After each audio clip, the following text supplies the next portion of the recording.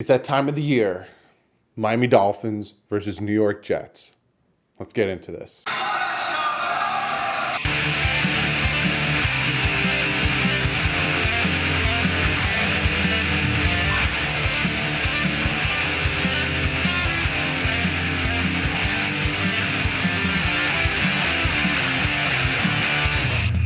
What is up, Fin fans, and most likely Jet fans? Because this is a game that it's a game. We're going to be playing it. You got the New York Jets coming down to Miami to take on the Miami Dolphins. Now, going into the season, a lot of people were like, this game is going to be a complete one-sided butt whooping. Jets are going to take this one handedly. But a lot has changed, which we're going to talk about a lot. A lot. But we'll do the usual injury report, have some tidbits. Then we'll go into the 5 things the Dolphins need to do to beat the New York Jets. And then I will tell you guys who I think will win the game. I have been okay with my predictions. You know, some of the games I predicted the Dolphins would lose, but I want them to win. They ended up losing. I was wrong last week, but let's see how I do this week. Let's jump into injury report. Like usual, I will pop up the injury report and let's break it down. We see it's the usual suspects. Some names thrown back on there. Albert Wilson, Jamarcus Webb is back on there. Kim Dichie's on there. Knee injury, but he was just completely out of shape last week. You won't see Xavier Howard because obviously he was put on IR. Rashad Jones limited practice Thursday. There's a chance he might play. Jesse Davis full practice. Beagle full practice. Walt Aikens limited. The one you want to look at is Kilgore, limited practice. I'm hearing he might play. Everyone else is kind of, The one, Ken Webster, he didn't practice all week. He's probably not going to go. But when you look at the injury report, like I said, Rashad Jones could be back. Kilgore could be back. There's talk about taking Tankersley off the physically unable to perform list. Like I said, they have to do it by November 6th or he is just done for the year. But again, I said Xavier Howard done for the year. He was put on injury reserve. I already talked about that in, I think it was Tuesday's video. So when it comes to our injury report, we're getting some more O-line help, which we need. I'm hearing Davenport is probably going to be coming off the IR. I heard he practiced a little bit. Again, I record this Thursday night and I give it to you guys Friday. So I'm hearing Davenport might come back. He might go to right tackle because Jesse Davis is sucking hard at right tackle. He needs to go back to guard. So maybe Davenport can go back to right tackle or maybe left tackle and put Webb, vice versa. We need help at the tackle positions because Jesse Davis is sucking. Webb is doing, it's not saying much when it comes to the offensive line.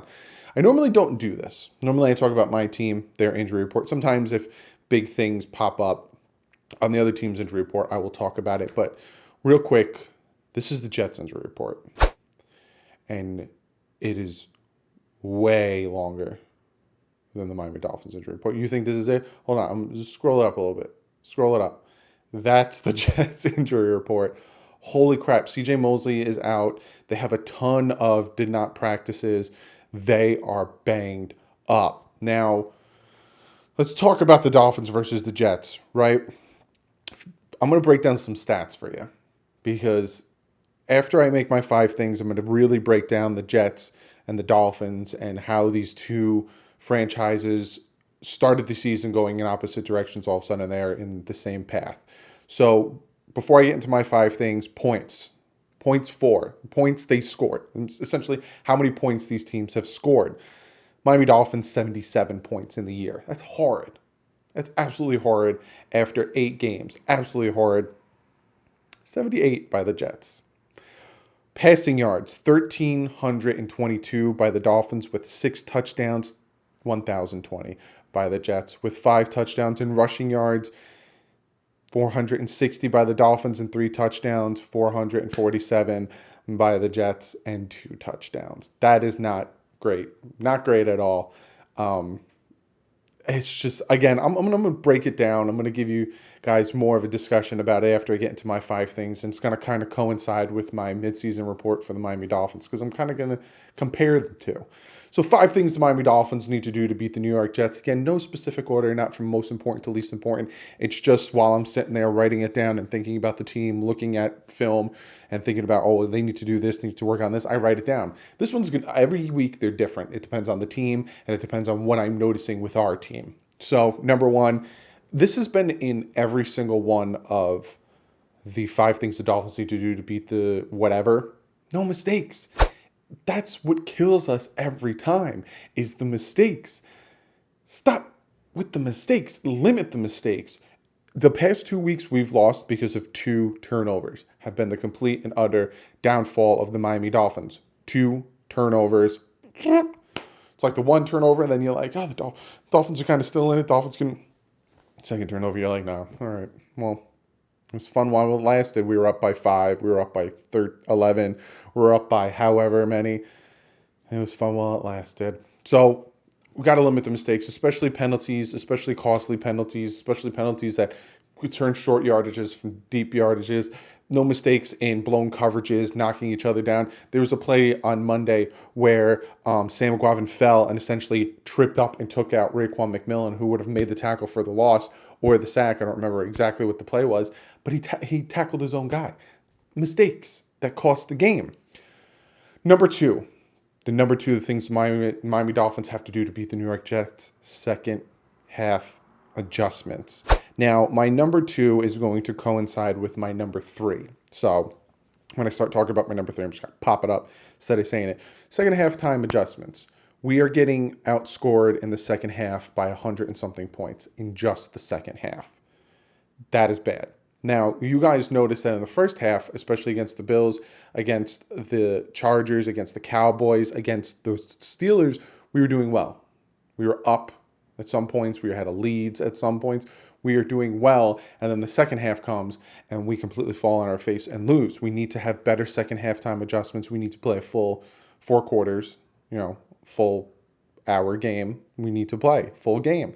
That coincides with my number 3, and my number 3 is kind of a playoff of 1 and 2. Number 3, we need to move on. You got to move on. And I'm noticing that, and I've said this before, this is a young, inexperienced team. When we have mistakes, when we have penalties, they get into their heads, they get into themselves too much, and they stick in the funk. And you see it. The Chargers game, the Cowboys game, heck, the Bills game, there's always something that happens before the half, a score or something, and then they go into the locker room down, they come out down, and they continue to play down. Their morale is gone. You got to move on. I get it, but it's like a pitcher, throwing a home run. You got to move on. A quarterback throwing an interception. You got to move on. A running back fumbling. You got to move on. Move on to the next play. That's what these veterans do. That's what these elite players do. Well, I messed up on that one, but I'm going to make it up to you. I'm going to make it up to you. And that's happened. That's happened with us before. I think it was Kenyon Drake fumbled a kick return that cost us a touchdown, and then he came back and he said, I need to make it up to the team.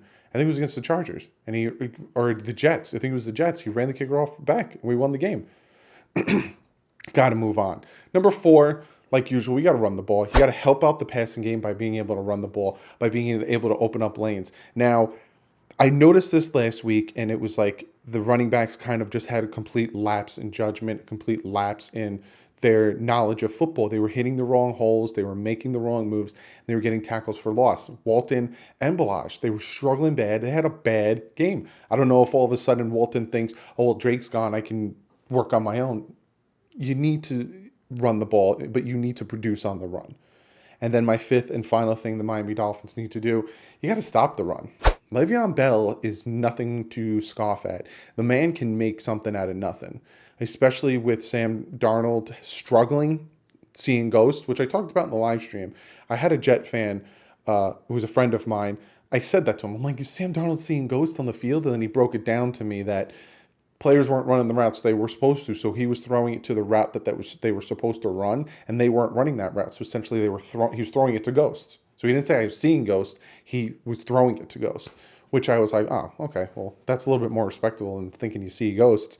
But Le'Veon Bell, you got to stop the run. You got to put the ball in Sam Darnold's hand. Hopefully he makes interceptions. Hopefully he makes mistakes, and then we can prosper off that. So now is the part where I'm going to talk about the two teams. This is a kind of a coincide of my half season report, and kind of just talking about the game. So the Miami Dolphins this season, going into this season, we knew what we were going into, right?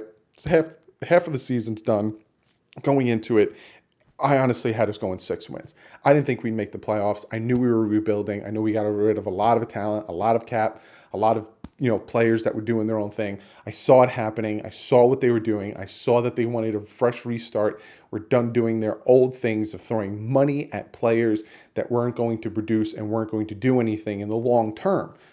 So what is happening isn't that much of a surprise to me, and that's why I always stick to that motto. I'd rather be let down, surprised than let down. I'm not that let down. I didn't think we'd be 0-7 right now, but I didn't think we would be 7-0. I didn't think we'd be 5-2. Now, I've gotten a lot of flack. I've gotten called a lot of things by saying, "Hey, the Dolphins are going to win 6 games this year, and da da da da." But you can see what's happening, but you can also see that every week the team's getting better to the point where the media and these guys are getting scared that the tank job isn't going to happen, which you guys know how I feel about that, because they're getting better. And all of a sudden they're going to pull out a win because they almost did it twice.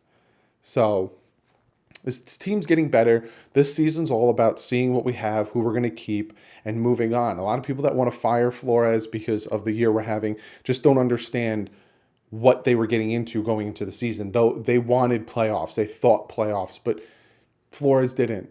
Greer didn't. Ross didn't. That's why he fired Gase, because Gase wanted playoffs. Gase wanted to spend $122 million to build a playoff team, but not a championship team. He wanted to build a playoff team. We get there, we see what happens.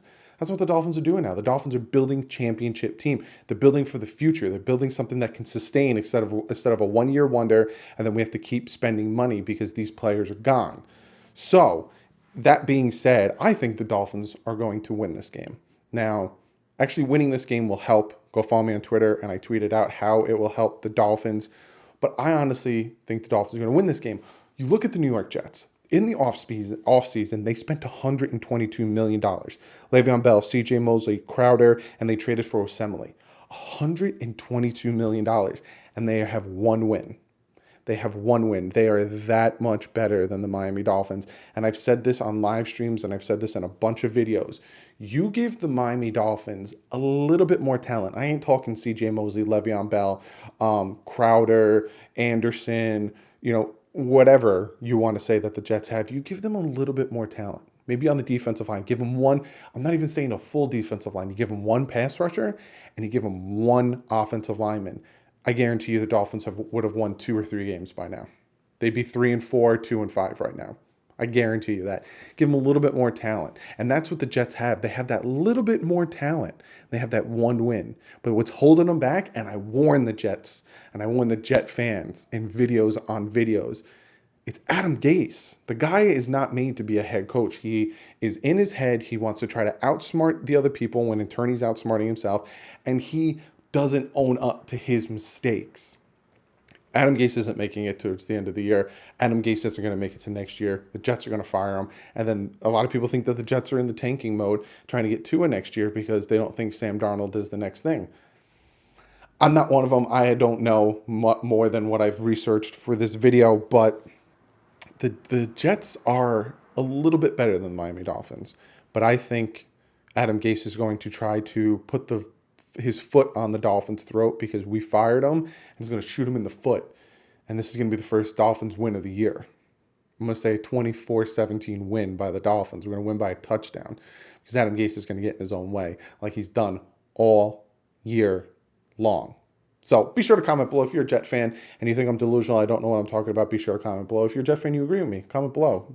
To all my subscribers, my Dolphin fans, be sure to comment below, and I'm going to get to one of you guys' comment of the day. And this comment comes from Twitter, and it comes from Chamberlain Productions, and he says to me, at DouglieDoWrong, Drake is having a monster game tonight. Do you think the team is heading in a direction where it can compete? As of me recording this, the 49ers are beating the Arizona Cardinals 28-24 with 5 minutes left on the clock, and he ain't wrong because Kenyon Drake, who was traded to the Arizona Cardinals for a 6th-round pick that could become a 5th, which it's going to become a 5th, has 15 carries for 110 yards, 1 touchdown, and 7.3 yards in average. He also has 4 catches for 52 yards and 4 targets, which means he has caught every ball. Kenyon Drake is killing it right now with the Arizona Cardinals, and I knew he would. If you remember in my picks video yesterday, I said if you can get Kenyon Drake, you pick up Kenyon Drake because the man is going to kill it with the Cardinals. This is what I don't understand. A lot of Dolphin fans wanted to get rid of Kenyon Drake. A lot of Dolphin fans were done with him because he had a few fumbles. Seriously? Because he had a few fumbles. I've talked about Hall of Fame running backs. I've talked about Pro Bowl running backs, all pro running backs that have multiple 5 to 6 fumbles in the year. It happens, people. Kenyon Drake is a dynamic football player. He makes people miss. He makes something out of nothing, and people hated him for it. And those are the same people that said, give Ryan Tannehill an offensive line and watch him thrive, but never said the same for Kenyon Drake. Never said, give Kenyon Drake a chance. Give him an offensive line and he'll thrive. They're always like, I'm done with him. He sucked. He fumbled here. He fumbled here. He doesn't hit the holes, which was a myth because I've watched film and a ton of research where he's hit the tackles in between the tackles. He can hit the holes. He's doing the right thing. Way better runner than Kalen Ballage. And I've said that in the preseason. I've said that in the offseason. He's a way better runner than Kalen Ballage, and you're seeing it now because Kalen Ballage has a hard time hitting the holes. That was his not coming out of college. And Kenyon Drake right now is absolutely murdering it. So, I wanted to keep him, but I knew that he didn't want to stay because, like I said in the video where he was traded, the Dolphins did try to sit down with him and did try to give him a contract extension, but his team was like, we don't want any part of it. We're just going to leave at the end of the year. So the Dolphins were like, all right, well, let's get something for him. And we're going to get a 5th because that 6th is going to turn into a 5th because the man's killing it right now. Absolutely killing it. And good on you, Kenyon Drake. And if you think I'm a Tannehill hater, I'm not. Because like I said in my previous video, I love for Tannehill to be successful. I think Tannehill's a good quarterback. Is he elite? No. Does he suck? No. But if you're going to put this light on Ryan Tannehill, you got to do the same for Kenyon Drake. The man never got a chance in Miami. And everyone says, he got his chance. No, he didn't. Because look what happens when he gets his chance. 15 rushes, 110 yards, 1 touchdown, 7.3 yards a carry. It just is what it is. But thank you for the comment. It is what it is. Be sure to follow me on Twitter. I'm not going to be live streaming Sunday's game. I have something I have to do Sunday's game, but I will be tweeting it out. So be sure to follow me on Twitter so we can have discussions talking about the game, what's happening with the game. So be sure to go check me out, follow me on Twitter. Also check out my Instagram. Been posting there a lot. Also check out the Bit Boys. October's done with. It's done and over. We're moving on to November games, and then we're going to start doing Christmas games. I think we're like 5 or 6 subs from 500. If you like video games, if you like gaming channels, be sure to go over there, check it out, hit that subscribe button. Give this video a thumbs up. First win of the year. We're going to beat the Jets at home, beat Adam Gase, the team that spent $120 million in the offseason, struggling equally as much as the Miami Dolphins. Give this video a thumbs up for that. Also, because you like the content. Check out Sportscasters and DolphinsTalk.com. I think I'm going to live stream a little bit on Saturday because I'm not live streaming on Sunday. So you can check me out on Sportscasters and here. Also, DolphinsTalk.com, great site, has a ton of my videos, TD's videos, bunch of other beat writers, podcasts, all that stuff. If you haven't yet, hit that subscribe button. But other than that, I'll see you guys Saturday. I'm going to live stream for a little bit Saturday. But like usual, stay classy. Fins up.